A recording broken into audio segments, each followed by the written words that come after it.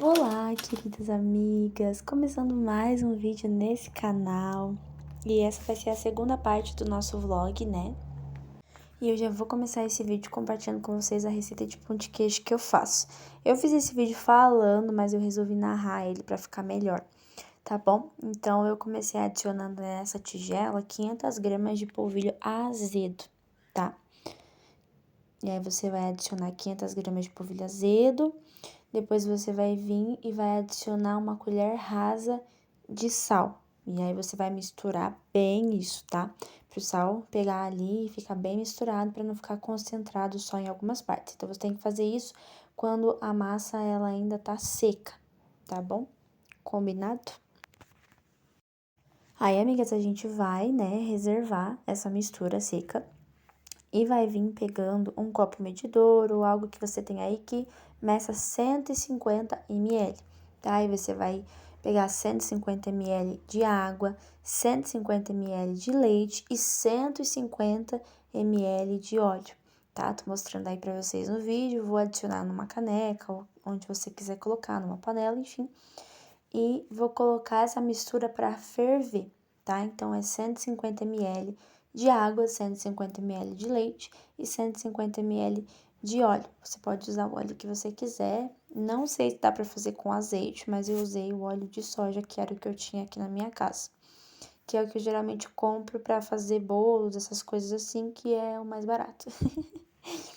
Enfim, amigas, aí vocês adicionam aí, colocam essa mistura toda, não precisa mexer, só adicionar tudo na caneca, no recipiente que você vai ferver e mandar pro fogo e esperar ferver. Mas fica de olho, tá? Porque é rapidinho. A primeira vez que eu fiz, quase que tudo derrama, porque eu virei as costas 1 segundo e na hora que eu virei as costas, de fato, subiu tudo. Aí, coloquei aí pra ferver, já tá subindo. Quando tiver subindo, começar a subir, aí você desliga e você vai vir adicionando essa mistura líquida que você ferveu naquela mistura seca lá do início, sabe? Então, você vai adicionar, cuidado porque fica muito quente. Eu caí na brincadeira de colocar nessa tigela aí de alumínio, ou inox, não sei o que é, acho que é inox. E ficou muito quente pra mexer ela, mas enfim, tá? Se você puder, coloca em outro tipo de vasilha que ela não aquece. E aí, você vai vir misturando essa parte líquida com a parte seca. Então, vai começar a ficar ruim de mexer, porque é pouco líquido para tanta farinha, né, ali de polvilho. Então, você vai misturar até onde for possível, porque depois a gente vai amassar essa massa com a mão, beleza? Então, você mistura até onde for possível, porque a gente precisa deixar esfriar, para depois a gente vir com a mão, porque tá muito quente, acabou de ferver, então não tem como a gente colocar a mão. Então, você mexe aí o tanto que dá, e aí a gente vai reservar para esfriar. Aí, a nossa mistura já esfriou, amigas. Aí, você vai vir adicionando os ovos nesse momento, tá? Vai adicionar 3 ovos se for ovos pequenos e 2 se for ovos grandes, tá bom? Eu adicionei 3 porque meus ovos não eram muito grandes, eram assim, mais ou menos de pequeno para médio. E eu adicionei 3. As outras vezes que eu fiz, eu também adicionei 3, então eu preferi adicionar 3. E aí, você vai pegar e vai usar suas mãozinhas com essa mistura já fria, tá bom? Pra não queimar as mãos. E você vai vir amassando, amassando, até todo esse ovo tá envolvido ali naquela massa que a gente tinha feito por primeiro. Então, vai amassando, coloca a mão na massa, não liga pra grudar, porque vai grudar mesmo, tá? Depois você tira o excesso ali da sua mão, então higieniza bem as mãos aí pra fazer essa parte de amassar. E aí, depois você tira o excesso que fica na sua mão, que a gente vai passar pro próximo passo daí depois, tá bom? Pronto, aí depois de amassar bem, tá? Não vai ficar muito misturada isso, porque ela começa a grudar. Aí, você vem adicionando o queijo, tá bom? Você pode usar o queijo que você quiser. Eu usei 2 pacotinhos de queijo parmesão de 40 gramas cada um, então deu 80 gramas de queijo parmesão. Mas quanto mais você usar, mais gostoso fica, né? Com certeza. Então, eu adicionei. Quando você adiciona o queijo, a massa fica melhor pra amassar, porque daí ela fica um pouco mais seca, né? Mas depois ela começa a grudar de novo. Então, né?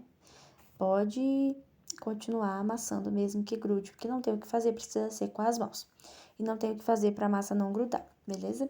Então, você vai amassando, amassando, misturando bem essa massa, né? Para deixar ela bem homogênea, bem envolvida, todas as coisas que a gente adicionou estejam bem misturadas, beleza? E aí depois você vai vir passando margarina na sua mão, manteiga, óleo, nem sei, enfim, o que você tiver aí, o que você quiser usar. E aí não vai grudar mais nas mãos, tá bom? Às vezes, depois de um tempo que você já tiver feito, você vai precisar lavar as mãos e passar novamente. Mas usando ali o óleo ou a margarina não vai grudar. E aí você vai vir fazendo as bolinhas. Eu recheei alguns com queijo, outros com frango. E fica muito gostoso, gente. Aí você vai fazendo tipo uma coxinha, sabe? Como se... Uma coxinha não. Se você estivesse fazendo um risoles. E aí você vai juntando as beiradinhas, depois você forma uma bolinha, que assim fica mais fácil. E aí você vai fazendo, recheando, enfim. E aí fica muito gostoso. Eu fiz um tanto sem recheio também. E é muito bom para ter de lanche da tarde, para café da manhã, né? E vem alguém de visita na sua casa, e aí não, né, tipo, você não esperava e tudo mais, você tem aquela coisinha ali congelada, você só pegar e colocar na air fryer, colocar no forno. Na air fryer acaba sendo mais rápido, mas se você quiser fazer no forno também dá. E fica muito gostoso, né, gente? Sem contar que é muito gostoso. Com um cafezinho quentinho passado na hora, não tem melhor. Na próxima vez eu quero fazer alguns recheados com doce de leite pra ver no que dá. Deve ficar muito bom. Mas é isso. É basicamente isso. Eu acho essa receita super fácil, super prática.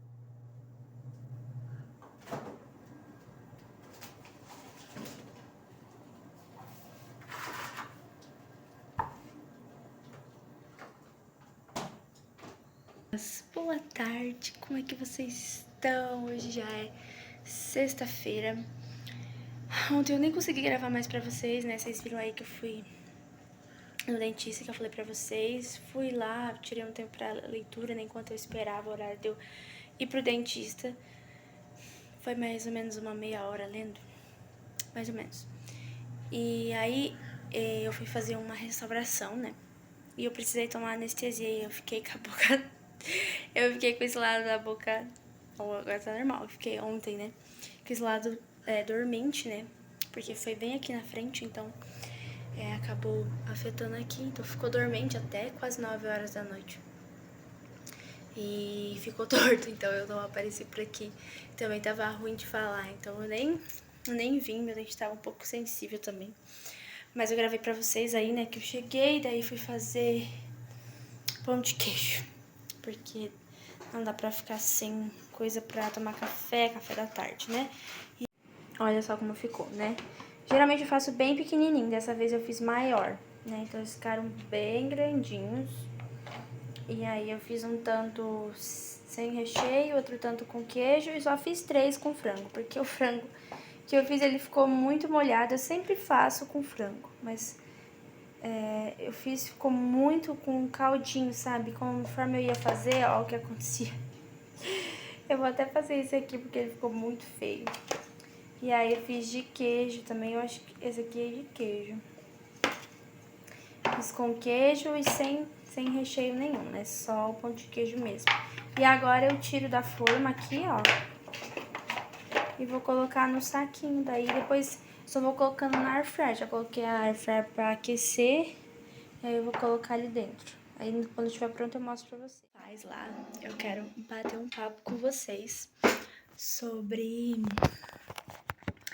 nós conhecermos a Deus e como isso muda assim completamente a nossa vida, a forma da gente agir, a forma da gente ver as coisas, sabe? Então aqueles que aceitam Jesus como seu Senhor e Salvador recebem o espírito de adoção, então se tornam filhos de Deus, né?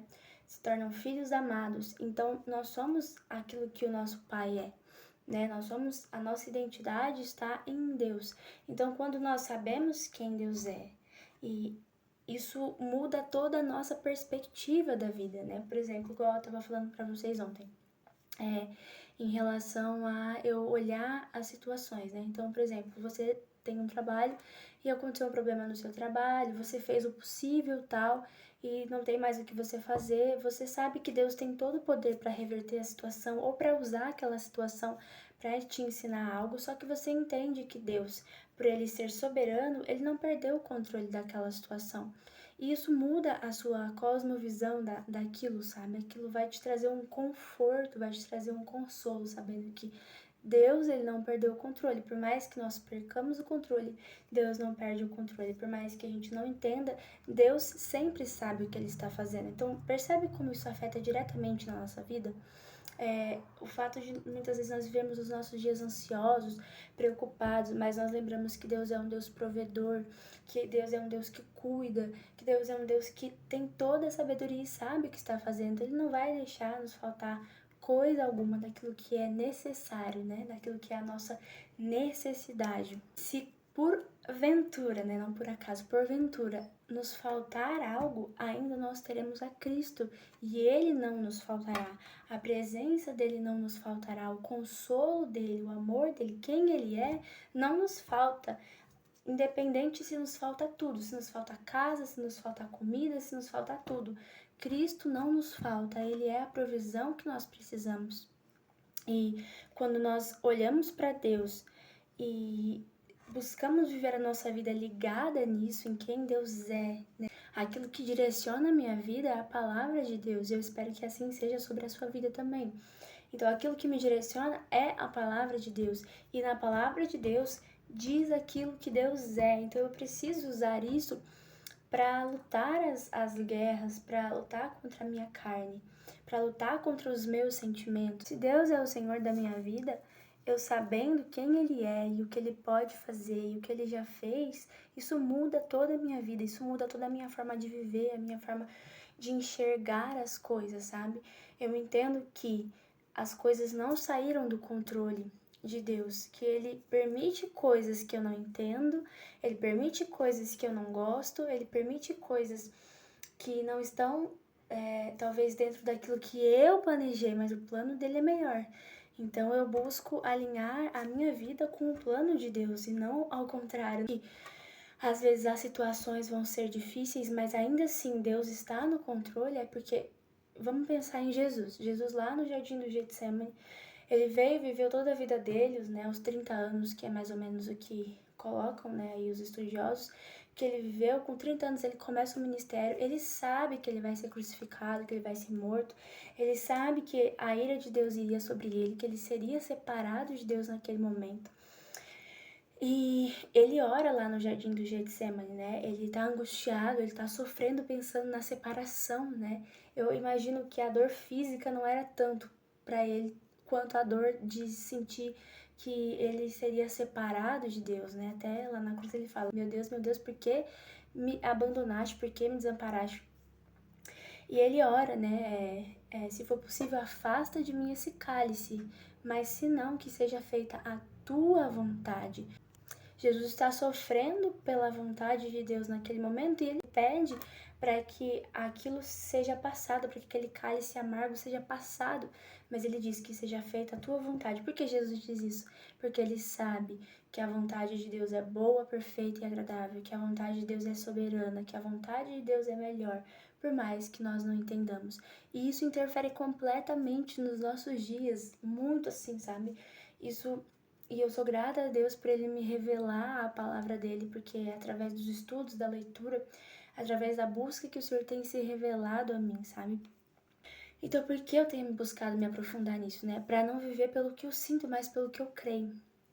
Porque eu sou uma pessoa muito sentimental. Então, se eu sinto, eu ajo. Se eu sinto isso, não. Então, eu era muito assim. Se eu sentia que eu tinha que ler a Bíblia, eu lia. Se eu sentia isso, se eu sentia que eu tinha que orar, eu orava. E a gente não pode viver pelo que a gente sente. Porque hoje eu tô bem, amanhã eu tô mal, no outro dia eu tô muito bem, no outro dia eu tô muito mal. E se a gente for olhar para Deus com os nossos sentimentos, a gente vai, um dia Deus vai ser bom, no outro ele vai ser ruim. Se eu sinto que Deus é bom hoje porque ele fez tudo conforme eu queria, eu não estou adorando a Deus, eu estou adorando aquilo que eu sinto. Não é Deus o meu Senhor, é os meus sentimentos. E se no outro dia ele não faz aquilo que eu quero e ele é mau, então os meus sentimentos estão sendo, meu Deus, os meus sentimentos estão regendo quem Deus é. E Deus não é aquilo que eu quero que ele seja. Deus é o que ele é. Deus não é o que você quer que ele seja. Deus é aquilo que ele é, independente do que eu ou você acha, independente da sua opinião, independente da minha opinião. Ele é o que ele é, porque ele Ele simplesmente é. Entender quem Deus abre os meus olhos, porque quando eu sinto, quando as coisas não acontecem como eu quero, quando algo que eu estou orando e Deus não me concede, ou alguma coisa não é como eu queria, ou algo acontece, enfim, né? A gente está muito ligado às circunstâncias, o que acontece ao nosso redor. E eu não posso colocar que Deus é bom ou mal diante daquilo que eu estou vivendo, ou diante daquilo que eu tenho ou não tenho. Porque senão Deus não é o meu Deus. Os meus sentimentos são, as minhas vontades são, aquilo que eu quero são, menos Deus. E quando nós fazemos isso, nós estamos idolatrando a nós mesmos, nós estamos idolatrando as nossas vontades. E aí nós vivemos de forma com que isso não agrada ao Senhor, sabe? Todos os dias me lembrando que Deus é independente do que eu sinto, Deus é independente do que eu penso, Deus é independente do que Satanás me diga como mentira, Deus é independente do que as circunstâncias ao meu redor digam. Isso não é fácil na prática, claro que não. Mas eu não posso vir dizer aqui pra você, não, viva conforme você quer, conforme os seus sentimentos. Não é isso que a palavra diz. Nós devemos viver de acordo com o que Deus é. E isso, a forma como eu compreendo Deus, muda quem eu sou e muda a minha forma de agir diante das situações. Essa luta tem sido real em minha vida. Quando Satanás diz que Deus não me ama, eu preciso vir e me lembrar de que Deus me ama. E Satanás, ele usa de meias verdades, né? E ele vai usar aí também. Então ele vai pegar meias verdades, ó, isso aqui não aconteceu porque Deus ama mais tal pessoa do que você. Ou porque Deus, ele não te ama tanto assim, senão ele faria. É algo bom, é algo lícito, não vai prejudicar ninguém. E ele vai usar de meias verdades, e ele fala sempre na primeira pessoa, para que você ache que é você que tá pensando, não ele.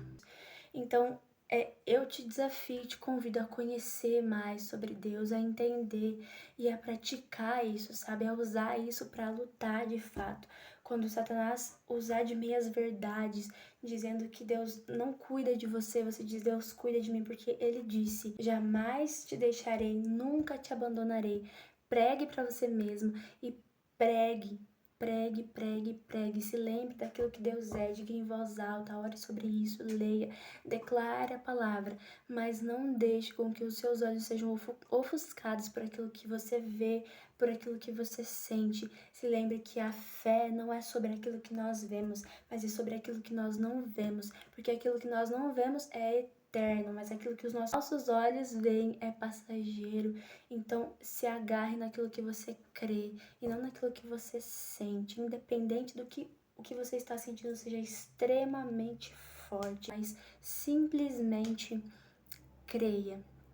Isso não é fácil, isso é uma construção. E eu compartilho com vocês porque é algo que eu estou vivendo. Essa busca, isso tem me revelado mais do Senhor, tem me feito experimentar mais de quem Ele é e contemplar mais quem Ele é, porque tudo aquilo que eu preciso está nele. Use as armas que o próprio Deus te deu para lutar. Não aceite as mentiras de Satanás. Eu não estou dizendo que você precisa reprimir os seus sentimentos ou fingir que eles não existem, mas quando você sentir algo, você leva isso diante de Deus. Deus, eu estou me sentindo assim. Deus, eu estou sentindo isso. Só que a tua palavra diz isso aqui. E o que eu faço com isso? Eu lanço sobre o Senhor. Eu lanço sobre Ele. Ele diz, né? Lancem sobre mim toda a vossa ansiedade. Não é só a ansiedade que é para nós lançarmos sobre Ele. É todas as coisas, todas as coisas que nos afligem, todas as preocupações, os medos, as angústias, nós lançamos sobre Ele. Não é reprimir, sabe? Às vezes as pessoas entendem errado, que você não pode viver pelo que sente.